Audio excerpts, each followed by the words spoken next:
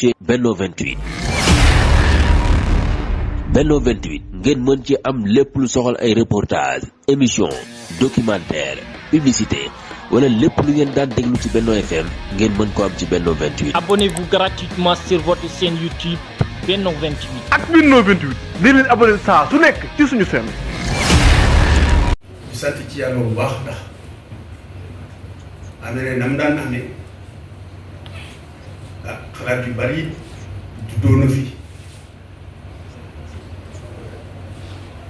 mu mel ne lu bees du ci bari waaye nag xanaa leen lu ci ne rek ñu xool lañ ci war a yokku ak lañ ci war a defar mu gën a taaru ak yu ñu demee tax màggal gi moom day yokk nit ñi ci ñëw ñoo tax ñu koy waajal ci nit ñi ak mu ne dañuy yokk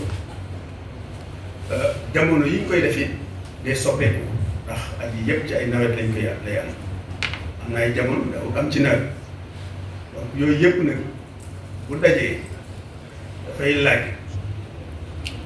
ñi ci aju ñëpp kenn ku ne ñi ci la ci sawal ci yëngu ñu mën a toog waxtaane ko ak changement yi am nan nañ war a mën a xalaatee ngir lu koy jagal mu topp changement yooyu loolu nag ñu ngi ciy sant yàlla am na ci ay secteurs yoo xam ne wax dëgg dañuy sant rek ndax at yi yëpp gis nañ ci ay amélioration yu rafet am na ci ay secteurs yoo xam ne it ne màggal bi day ñëw fekk ko ak i problème te ñun en tant que comité d'organisation ci màggal bi rek la ñuy wax du ñu wax ci problème yoo xam ne dëkk bi da koo am di ko dund ak ñi fi nekk donte nag bari na ci loo xam ne bu jegee ci lu màggal gi bu màggal gi ñëwee lépp gën a rafet dina taaru gën a yokku waaye bu amee jafe-jafe bu màggal gi ñëwee di yokku loolu xëy na mooy waral léeg-léeg gis ko mën a ñàkk a tudd waaye ñun dama bëgg ñu xam ne comité d'organisation grand magal Touba lañ donc lépp lu aju ci màggal gi am nañ sañ-sañu ak autorisation ñu ci wax waaye li nga xam ne nag ay problème structurant loolu bari na ñi ci ñeneen ñu gën a habilité pour wax ci moo tax faaw ñuy limiter suñuy wax li am nag mooy sant ak yi waxaat ci turu Serigne Bass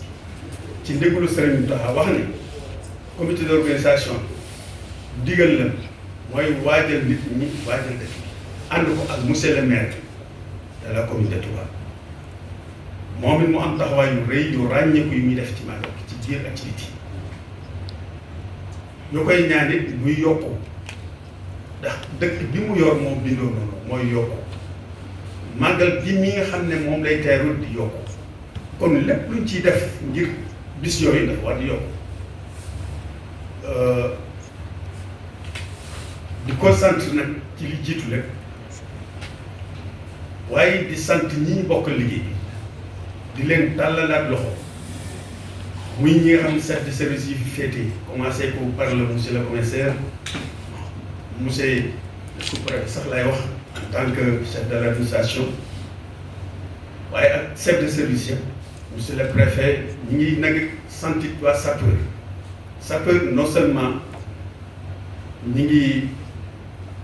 seen service ñu koy doxal ñu waree waaye appui bi ñuy jox ci ndox ci ay camion rek apport la boo xam ne bu am solo la ci màggal bi rawatina daaw ak daaw ji ñuy ñaan nit ren mu ëpp lañ daan def wala mu toll nii liñ leen di ñaan rek comme ni ko monsieur le maire waxoon léegi dafa am loo xam ne su amee planning ñu xam date bi ñuy ñëw ak date bi ñuy génn bi ñuy bàyyi man ci mën a liggéey ñoom di gën a jàppale ca loolu moo dal ci service d'hygiène liggéey bu am solo la ñuy def boo xam ne day am mu vert balaa màggal gi ñëw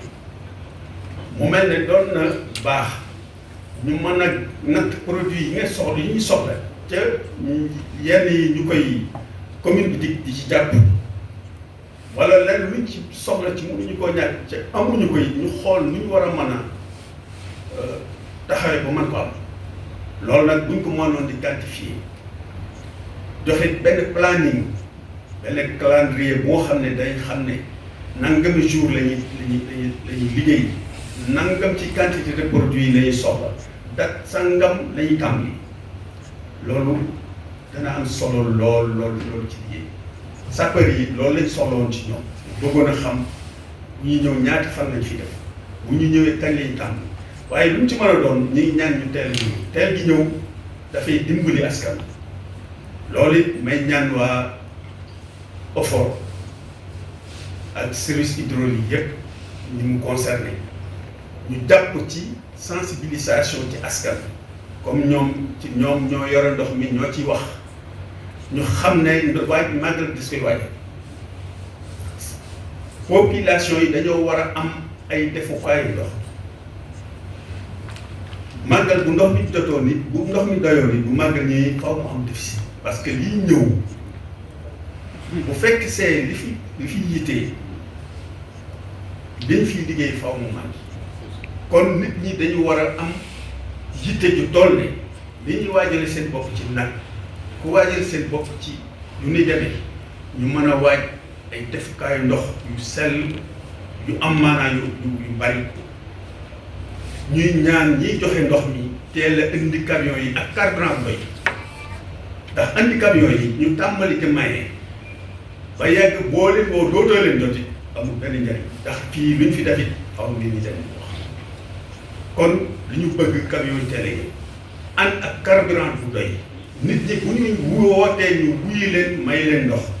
loolu dana yombal liggéey bi bu magal bi ñëwee kenn du sonn surtout li nga xam ne mooy périmètre bi jumaa ji nga xam ne accès bi dafay jafe